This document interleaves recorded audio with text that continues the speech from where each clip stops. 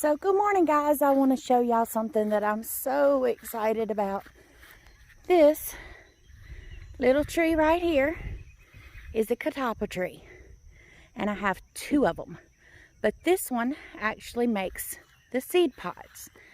But what I'm so excited about is, for the first time, come around and look up, we have worms.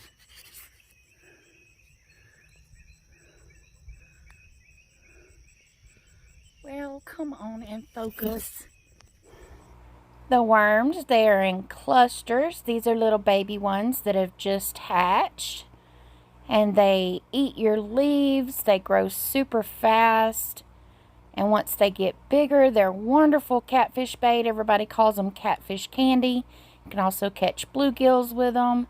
There's some of the eggs that have yet to hatch that we're super excited about. These are the seed pods left from last year. There's some green ones that are coming on this year. And then this is what the leaves of the catawpa tree look like. They're heart-shaped. And then there's a photo of the bark, so you can identify them. They grow all over North America, I believe. These trees are about 20 feet tall. I actually have two of them. As you come up and see, this is the other tree. The worms have already been attacking the leaves on there. And we harvested a few yesterday, but these are getting pretty good size now.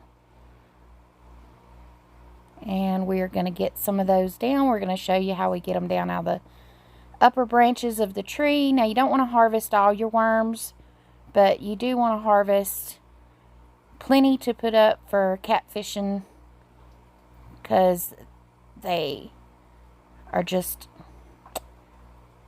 irresistible to the catfish, and catfish is irresistible to me. All right, babe, you're up.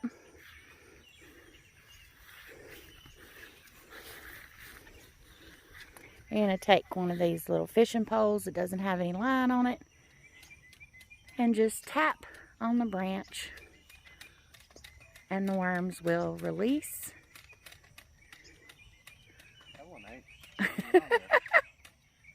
Well, sometimes it's easier, but they will release and fall to the ground.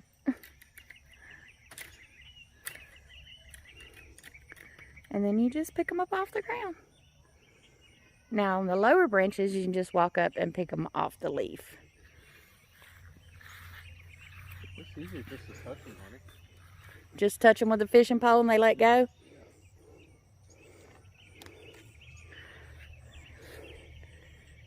He feels kind of weird. Picking up the ones you dropped. Let go. There's several of them. And there they are.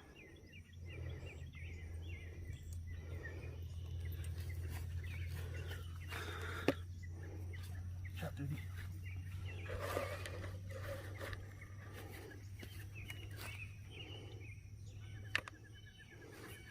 You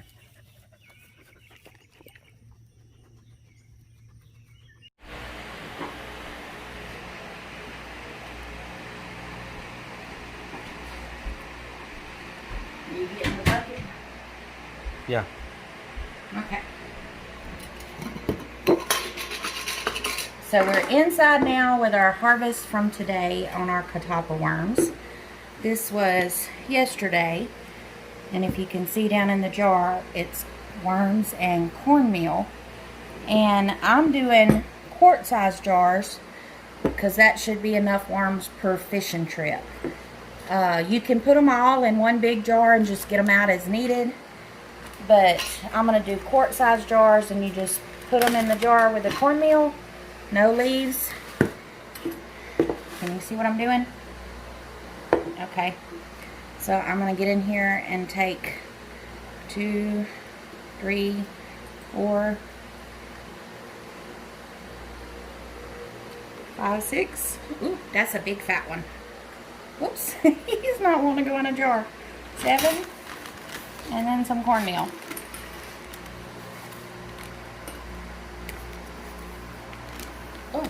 I'm making a mess. Let me finish filling this jar up. And you freeze them, and some of them will actually come back alive when you take them fishing. Some of them won't, but it doesn't matter if they don't, because they're still catfish candy. They like them whether they're alive or dead. The juices inside the worms put off a scent that attracts the catfish to your hook. And that's why they're called catfish candy. So you just put a few worms and a heaping spoon of cornmeal, shake them around. More worms.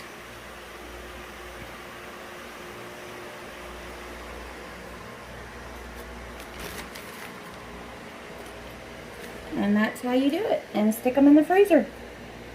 And then when you get ready to go fishing, you just take your jar and head out.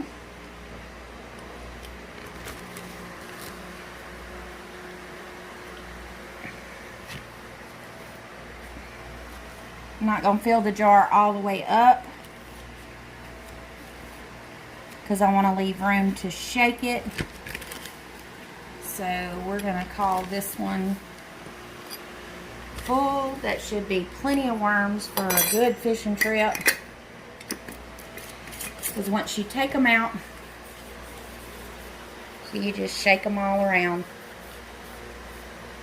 And then put your lid on your jar and into the freezer. Now I'm going to finish filling this jar up and get them all put in the freezer, and then we'll harvest each day until the worms quit making. And then in September and October, when the catfish really start biting, we'll take the worms out of the freezer and head out, and we'll either use them on the end of our fishing lines, on our poles, or we'll use them on our yo-yos, whichever we're in the mood for. But by the end of the season, we should have several of these jars of worms in the freezer for several fishing trips. So that's it. That's my catawpa worms. Thanks for watching.